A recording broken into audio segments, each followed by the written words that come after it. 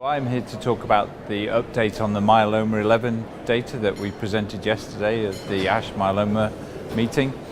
Our update is on a subset of patients in our trial, 1,000 patients, and they were randomized between an IMiD triplet, CRD or CTD versus a quadruplet, which is carfilzomib, cyclophosphamide, Revlimid and dexamethasone. So an upfront therapy, treating patients to maximum response, then patients all went on to a transplant and then on to a maintenance randomization. So the main data we presented yesterday is that although IMiD triplets produce very good responses, the quadruplet of carfilzomib, cyclophosphamide, Revlimid and dexamethasone produced some really deep responses with a VGPR rate prior to transplant of over 70%.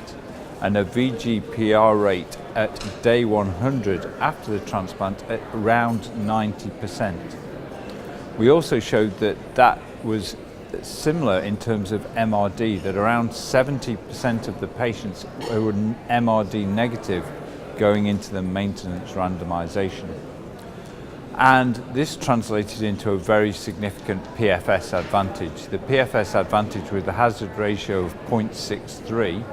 At 3 years, it was 50% versus 64%, so a very significant PFS advantage to the quadruplet part of the trial. And we also showed that PFS2 was extended, and if you look at a subset of patients who went on to get Revlimid maintenance, then the PFS for those patients is really, really good. What we also showed is that with the quadruplet, over 500 patients, that it's very deliverable. Very few patients stopped the treatment for toxicity, around about 3 to 4%. There were a number of dose adjustments allowed to keep patients on study. And in particular, one of the things we were looking out for was cardiac toxicity.